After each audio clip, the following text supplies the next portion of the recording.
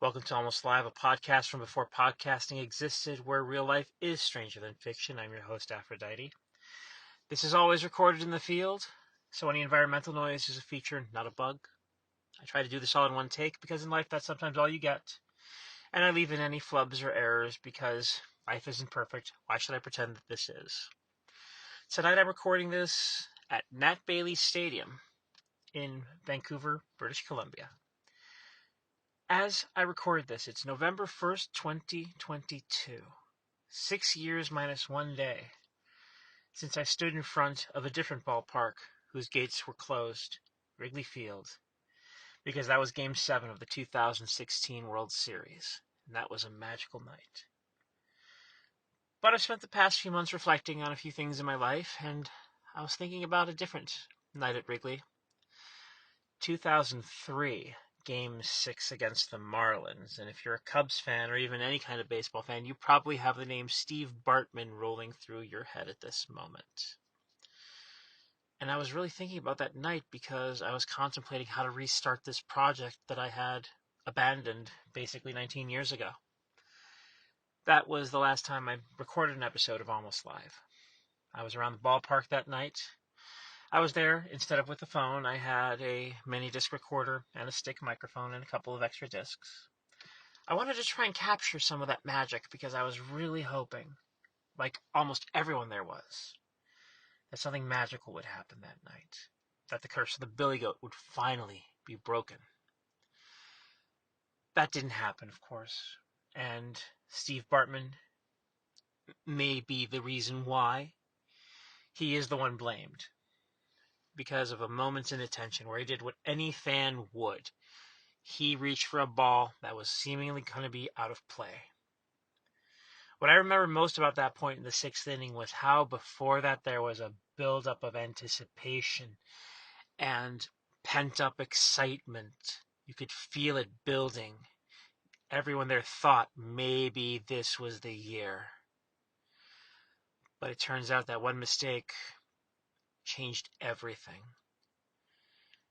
All that built-up anticipation suddenly turned into a moment's rage directed at this guy. He had to be escorted out of the stadium for his safety. And then after that was a feeling like all four of your tires on your car were suddenly burst while doing over the speed limit on the freeway.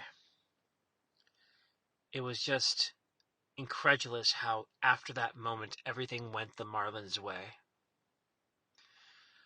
But that wasn't the only thing I remembered about that night. The other thing I remembered while doing my interviews and hearing the usual responses of, oh, I can't wait to see them win. I'm just excited to be here. Because obviously I was a broke college student. I couldn't go inside the ballpark. I remember clearly one guy that climbed up a tree. And it caught my attention because I didn't see anyone else that had done so. This tree also happened to be in kind of sort of a line of sight with one of the slits that were in Wrigley Field to allow people to peek inside.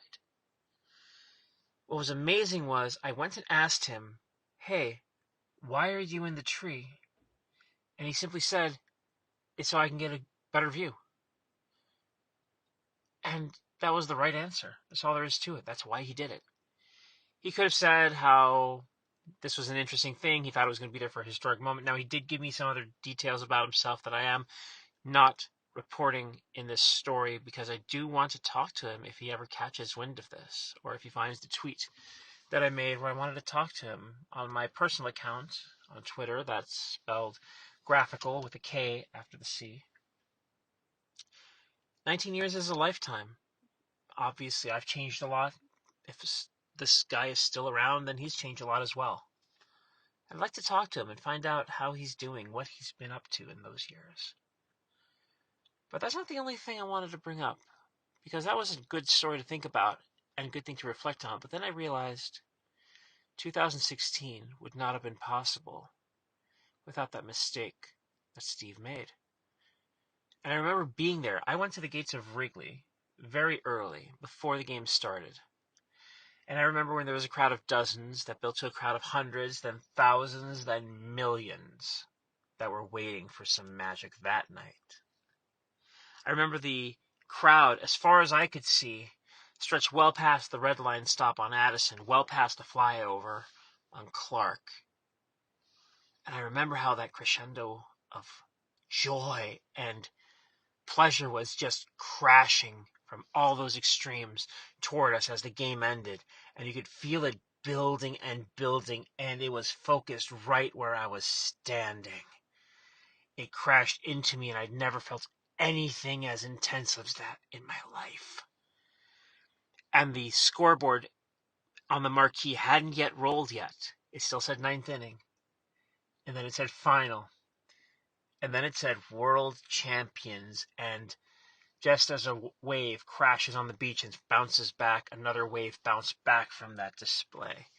I remember the crazy things that were done afterwards, where they knocked down the Taco Bell sign. People tore down light poles with live power going through them. They stormed the gates of Wrigley. I saw some guy recreate that famous photo of VE Day where the sailor kisses a girl.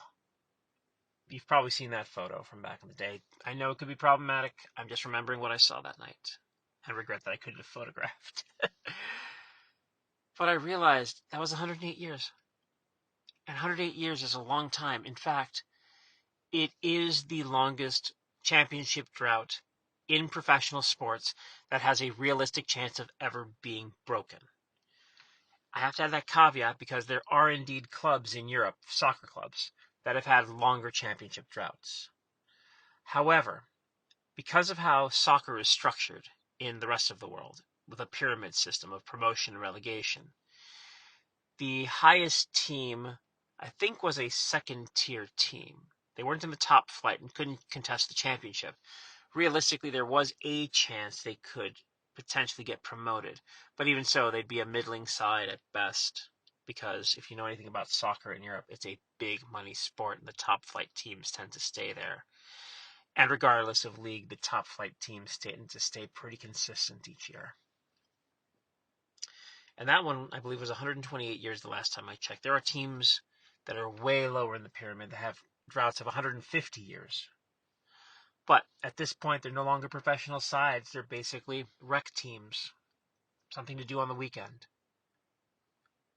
So that was a magical moment, and I doubt another thing like that will ever happen in my lifetime.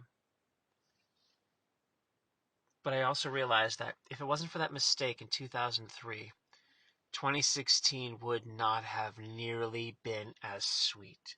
So I want to say, as a Cubs fan, words that I don't know if other Cubs fans have said to him before. But I want to say thank you, Steve Bartman. I know that was a moment of raw embarrassment that you lived through, but in the end, that minor mistake that led to failure made success taste all that much sweeter. And I want to talk about where I'm at tonight. That Bailey Stadium is a single A ballpark. It's a small one. It's in the middle of Vancouver, almost geographically, if you look at the city proper. But it's also not a standalone thing. There is a tiny parking lot next to it, but that's not for the ballpark. That's for a park facility that's across from it that was built for the Olympics. It has a massive swimming pool, weight room, curling rink because this is Canada, library. It's a very nice facility, and I like visiting here.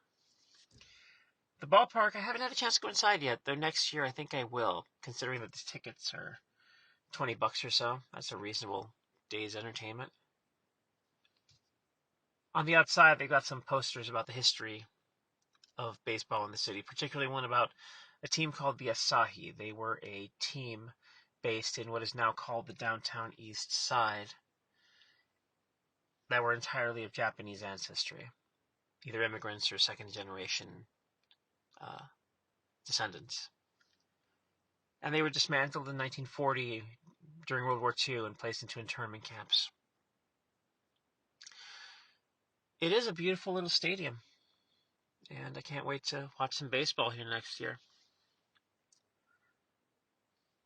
And that's it. This is episode 1 of the reboot.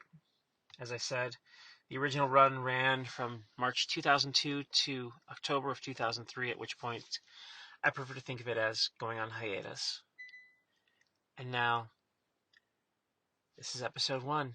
Sometimes in life, you just have to start over. Future episodes will be released right now via Twitter. The show's Twitter account is at Life After Almost, Life After Almost. My personal account is graphical, spelled with a K after the C. I hope you have a fantastic rest of your night.